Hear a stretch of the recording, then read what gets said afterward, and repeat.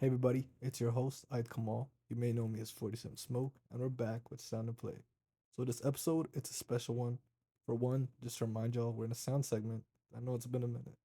On top of that, it's gonna be a two-parter, so let's get it. I'm sure y'all know what this episode's about by now. Cole versus Kendrick, Drake versus Future, and I guess Metro, and so on. So the reason this episode's a two-parter is because there's a lot going on in the music industry right now, especially with the beefs, so-called beefs. I wouldn't even say so-called. I just call them beefs straight up. It's kind of what's going on right now. So we're gonna go in a little chronological order. This is kind of like the debriefing, the background information, my kind of opinion on music in general before we kind of delve deep into what things are. But I'd say the central focus of this episode is the first installment of Metro and Future's collaboration albums, like this new series they're going on, the We Don't Trust You series. So that's the main focus. But there's a so called deeper beef, and part two is gonna go into that deeper beef. Right now, we're just on the surface level, kind of. We'll break down some bars, let's break down some vibes, basically, give you the background context. And then the next episode, it's gonna be the straight up just beefy beef section. That's like the main event. This is just the intro. This is just the beginning. Like we just dipping our toes in right now. So first, starting off, I just want to say that I respect lyrical rappers, the ones that are strictly about bars over vibes. But to me personally, I'm just not so invested in that type of music anymore. Like I feel like for me, the era passed with Nas and Eminem, Jay Z, Dr. Dre, Busta Rhymes, so on. I'm not saying I don't like good lyrical music. I do, but I think I found a nice middle ground with my preferences of music I listen to and the music I make. That's lyrical music, but vibey. Like I need it to be vibey and lyrical. Then it's like the perfect sweet spot for me. Vibey, I've learned to let go of like maybe a song is stupid, the content is stupid, but it's just a vibe, so I listen to it. I don't try to listen to brain rot music, but like if something's like, oh, maybe it's really repetitive, I still like the repetition if it's just nice and beats like bumping and so on and so forth. But I love like lyrical, like bars on bars on bars. I love that stuff.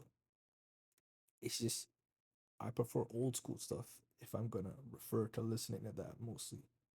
That doesn't mean I don't listen to Cole from time to time or Kendrick from time to time, Big Sean from time to time, but they're just not on my heavy rotation. So I just want to say that as a way of kind of getting the bias out of like here. So you guys know like I'm not biased. I like lyrical stuff. It's just not my go-to. Like yeah, sometimes I'll listen to ADHD by Kendrick or something. I heard those songs when they came out and they're bangers. Like that whole Good Kid, Mad City era. I like Joey Badass too. I like Sean, especially when he was coming up. I listened to him a lot as well. But just I haven't been so consistently involved in listening to their discographies. Honestly, I'm not gonna lie. Like I've kind of steered away from listening to discographies in general. I used to be really into it. Now I feel like life is so hectic. Like the soundtrack to my life is just life going on, or just me making my own stuff that it kind of feels hard to even take time to just consume art for what it is. So that's like kind of problematic. But that's like my own thing I gotta unpack and deal with. But I'm slowly like this podcast, this show, it's a good way for me to just get back into reviewing music for my own peace of mind. And then on top of that, going at my own pace and doing it. But at the same time, just being able to just listen to a project as a whole, because that's a really big deal. So I only do that for artists that are like my favorite, and I mean like most inspirational. There's probably many more artists that I would like to listen to. I just don't really take the time. So we're gonna take some time. Like this is what this episode is kind of like. Let's just marinate and sit in the beef before the beef starts. Pause. So I just want to start off by saying, Big Sean dropped something end of March, and it got completely overshadowed. Now we're not gonna talk about the overshadowing yet. I'm sure you guys can figure out what the overshadowing is because I've given you all the context so far. But basically, I want to give Big Sean his props. So he dropped this freestyle called Whole Time Freestyle. Talked about how he only lacks consistency to compete with a so called bigger three. Then he goes on some crazy vibes. As you guys know, the big three is Drake, Cole, Kendrick. He's just saying that he could have been on that level, or he can be on that level, or maybe he is on that level, but the consistency, he just lacks it. The song has some really crazy vibes that I like. It's basically him talking about his old self, or talking to his old self, and I guess about him, his old self as well. And he's reflecting in a life story type of way. Like I said, I mess with Sean Cole and Kendrick to an extent. They're not in my heavy rotation, but I really like rap like this, especially the old school stuff. But I'm not trying to discredit these guys. I think they really go fire, and this song was like really well done, like freestyle. I believe it was a freestyle. It seemed genuine. You could tell like the timing, like it was on beat, but like you could tell he was trying to like think and process the thought a little bit before saying it. Like I know, like it was really genuine compared to when you see someone freestyling, quote unquote, and they're literally just talking like they got something prepared already. So that was really cool to see. And I just wanted to give him his props because that Metro and Future album dropped the same day, and then we got a surprise feature on it, which I'm sure y'all know about, but we'll get there. All right, so I'm gonna say this wasn't my favorite Metro project.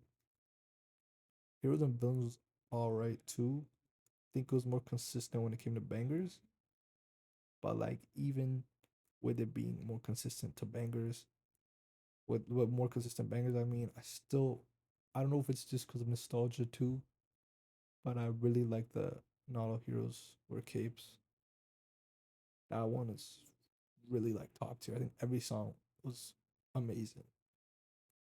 Pretty much, I think I have almost every song saved, even the intro Gucci Mane. I don't think people like that song that much, but I like it. The sun ain't even up, yeah, I'm thinking about a chick. Like that was a great work of art. Every song flowed together nicely too. That I didn't feel was so much in Heroes and Villains. It was still there, but just not as much. But it did have really good songs like Trance. I love Trance. Raindrops. Um, what else? What's it called? Metro Spider, Spider Metro, something like that. Thugger, I think it's Metro Spider. And then there's also the one where the like the one drinking the got me to a superhero. I think that's just called superhero. I think Chris Brown's on that one, I believe. But I don't really think Chris Brown and Don Toliver added much to the album to make me seem like, oh, that was amazing, amazing. Like they did something crazy. Niagara Falls was sick too. Um, I forgot what that song is called. Oh, I remember Creepin' with the Weekend and 21 Savage, also a banger. But I think it just got really overplayed, and I try to steer away from overplaying songs because it kind of ruins the vibe for me. But that's like what it is basically. That album was good. The one before this, Not All Heroes Wear Capes. My favorite. Well, this one wasn't my favorite. I think this is maybe the lowest out of the three, but it had its strengths. Really, like I don't think it was my favorite future stuff either, but it had some solid things on it. Like I'm gonna start up with the first song that I heard because it leaked. I heard a leak of it on TikTok actually. Cinderella with Travis Scott. So I heard the leak. I like the vibe a lot. It's specifically for Travis's verse. And even though I didn't hear the song in full, after I did like on Spotify, I feel like I didn't like the mix it had. Like it was nice, it was clean, it was crisp, but it was too bare bones. I like when Travis Scott goes into like I'm using autotune as like a tool, like crazy. And I know when he makes stuff with Metro's like darker beats, they really feed into that autotune over process, like monstrous sound. That like, oh, Travis isn't using this as a crutch. He's using it as like a freaking way to elevate his performance. And I don't even like there probably was like minimal pitch correction, but I felt like there was like it didn't have that crazy like not robotic sound. He doesn't go for a robotic like T Pain type thing or Kanye type thing that I think is really cool too. Even the weekends done stuff like that. But it feels to me more like supernatural. And I wish it had some sort of supernaturalness in it, even like a subtle bit more. Like to me, it would have hit a little better. So now I'm gonna talk about type shit. It's vibe and mix. I love that. I think it was great. Travis' part was really short and sweet, but it's exactly what you wanted to. Future like led up to it nicely, but I think it was a very basic Future type flow. It wasn't anything super like superb. I don't like Cardi, like I said. So I could have went without his part. Young Metro was a really vibey song, especially with the weekend ad libs. But a lot of people feel like that was a diss. How was that a diss? Basically, this album has several shots at Drake, but I want to clarify that it's not shots that these people started. They're sort of responses. So for context, Metro he tweeted out about Drake getting number one, I believe it was for All the Dogs, over Metro's Heroes and Villains album. And then he said like Drake doesn't deserve it. And then after that, Drake threw some shade. He posted a song of 21 Savage, and then Metro was the producer. He blocked out his name. And then I think a while later, Metro said that they don't have beef. Now, as far as the beef goes with the weekend, so the weekend basically, I think he gave some songs, three or four off House of Balloons to the weekend when he was making, or to Drake when he was making Take Care, and he helped write and give a lot of those songs to Drake. And then Drake took the weekend on tour and gave him some exposure and whatnot. And then he tried to sign Weekend, and then the Weekend turned it down. And they've basically been shading each other ever since. Like if you listen to Starboy, like the Weekend shading Drake quite a lot. And then if you listen to Finesse by Drake on Scorpion, like Drake's talking like on Finesse, he's talking about a model and then like they're twins and this and that, and they say that that's Bella Hadid, who the weekend able he dated her. They broke up, and then Drake had a fling with her, and he's talking about how he wants her really bad, like he wants a baby with her, etc. So that also stirring up the Metro thing, stirring up, but they say that's not beef. And then Future also seems to have been gotten dissed by Drake with that song. Drake made that song, What Would Pluto Do? And then people found it weird because Future wasn't even on the song. And then the song kind of like the gist of it is like Drake's like, if Future piped that hole, then I'm a piper too, or I piped her too, or something like that. So when this album, We Don't Trust You, came out, everyone thought that when Future is dissing Drake, because Future disses Drake on the title song, which is also named We Don't Trust You, people thought it was about a girl. But Metro, he denied that on Twitter, X, whatever you want to call it. I'm not calling it X, I'm just calling it Twitter. So like in the song, Future calls Drake's number one fan, calls him a sneak disser. When the song's called We Don't Trust You, so that speaks for itself. If Young Metro don't trust you, we gonna shoot you. And then like the beginning is like, yeah, like so he talks about being a fake fan and all that stuff. Or like a fake too. He says fake written all over you. And then he's like, you a number one fan, dog. And then he said dog a lot too, so people are like, oh, it's for all the dogs type. And like, sneak this in. I don't understand dog, something like that. Like I felt like a warm up. Then we got the weekend ad libs on the Young Metro song that people were calling shade to because obviously they're long standing beef. And then we have like that. This is the thing that basically it stole everyone's thunder. Big Sean's, and I think Jordan Lucas drops on it too. He said that he felt outshined by Kendrick. And then I felt like the whole album. This was a really short verse by Kendrick, I believe too. Like I listened to it back recently just to make sure like I refresh my brain on it. It feels like it's like 40 seconds or 30 seconds. That's what it feels like. I didn't actually go check the timestamp and go super into it, but it was so really short and like and then like that's kind of how it goes. But even if it's short or it's long, it doesn't matter. What matters is very clear and concise. So this is what I mean. Like this overshadowed Big Sean. So they call Drake, Cole, and Kendrick the Big Three.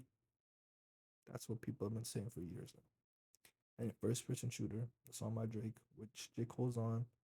J. Cole says something like, we the big three, like we started a league. But right now I feel like Muhammad Ali. And we know Muhammad Ali as the GOAT boxer. So it's basically him saying like he's the best, essentially. Then on top of that, he says something along the lines of the Spider-Man meme, like the iconic one of Spider-Man pointing at Spider-Man that they even put in the Spider-Verse and whatever. He said that it's him looking at Drake. Essentially, he's considering Kendrick the worst out of the three. And I heard this song like a lot. It was all over the internet when it came out, first person shooter, and then this song as well. But I haven't been listening to Drake's projects. Like, as you know, for me, I recently haven't been listening to Drake like that. I feel like he's not in his prime. He's just putting music to put it out, to be honest. And maybe as an independent artist, you have some time to experiment and figure out what you like or what you want to make or what your fans like, so you can do that. But once you're an established artist, you're just doing that just to do it. I feel like I said in my previous episode about the sound, that Kanye and Drake are just putting music out because they know people will eat it up, and that bugs me because I wouldn't want to do that, to be honest. Like if I was at a level like that, I wouldn't even make music that I think people would like. I would make music for myself. But there's a way to make music for yourself without just putting out music to make music that's just like trash. I just feel like they're not in the greatest creative space right now. And I felt like that about Drake since like 2016, I'd say. Maybe like 2017, 18, he has some leeway and he has hits here and there, but they're not as consistent or as raw and passionate as they used to be. Anyways, it's not what this is about right now. I mean, I'm just giving my take on it, obviously. But Kendrick and Drake, they've been shitting each other for years. Kendrick's personal control, sort of the controversy that a lot of people are bugged by. So after a long hiatus, Kendrick takes a lot of hiatuses. Of course, he responded and he said, like, I want to say that this song's like a warning shot. He's basically like, yo, fuck the sneak this in, first person shooter. So he just came straight up, calling out the song. He said, I hope they came with three switches. Talking about shooters, you better have the switches, basically. That's what he's talking about. So he's obviously talking about this song, and then with a lot more. This is in a short verse. I'm gonna point out like the standouts, because like these are the important ones that people hyper fixated on, and I understand why they would. So fuck the big three, it's just big me. Something for all the dogs, getting buried like Pet Cemetery, the movie, and then like obviously that's a reference to Drake's album for all the dogs. And then he says something like your best work is a light pack, talking about Drake again. And then Drake, he usually claims he's MJ. And then K Dot's like Prince outlived Mike Jack. So he's just trying to like he's basically given like his all out in a couple of bars and a short verse. Not like all out, but he's just showing you, I guess, I could have done this the whole time. That's what kind of trying to do, in my opinion. This is the warning. Like this is the warning. Like straight off, that's just what it is. I don't know what else to really tell you. Like Drake, you're this, and this, and this. You come at me, I'll expose you even further. Cole, you said this, and this. Come at me, I'll come at you even further. This is just me doing my little warm up. Just like Future was doing so warm up. This album, I'd consider it the warm up of, hey, you've been sneak dissing. Like Kendrick said, after sneak dissing, fuck the sneak dissing, man. Like now it's time for the beef now. But we're just gonna start it off with something. Like this is Kendrick just giving you the appetizer. Future's giving the appetizer. Basically, like Drake's been giving little snacks, fam. Like this is an analogy, so I wanted to stick with it. But like he's just like, yo, here's like a little carrot or like a little pretzel or a little Cheeto or something. And like mans are like, is this for me or is this for Future or is this for Metro? Like no one knows who it's for. Like he's just throwing it at the table and you just gotta figure out who is he aiming at kind of. Kendrick's like, I'm aiming at you, Cole, and I'm aiming at you, Drake. And y'all better know this. Like you'll know there's still a sub technically, but it's a lot more obvious of a sub. It's not like a more general sub. Like Drake could be talking about like 30 people. And he does talk about 30 people in his songs. A lot of people think that this is Kendrick and Future starting a beef, but it's really just them responding to Drake, who's been doing this for countless time. People say he subs X all the time. He got X killed. They say he subs Weekend all the time because he tried to steal from the Weekend. I can go on and on about him subbing people. We'll get into that in the next part of the episode. But really, this album essentially it just talked about this Drake snake narrative. Drake's a snake. That's what the album's narrative is. And also Cole's been beefing, so let's go at Cole. And like I said, it's a warning shot, but it's meant to be a warning shot in as a response to Drake and Cole. So Drake and Cole obviously like they'd obviously get upset by this. They're supposed to. Kendrick and Future want a reaction out of them both because clearly they were subbing, like Drake and Cole were subbing Future and Kendrick because they wanted a reaction out of them. But I feel like they didn't think that Future and Kendrick would respond. Maybe I'm sure deep down maybe they're hoping because rap, especially hip hop, trap, whatever you want to call it, it's a competitive sport.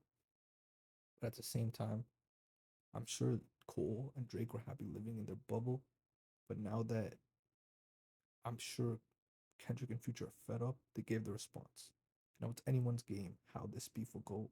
But this is just basically Kendrick and Future defending themselves and starting to poke back little by little.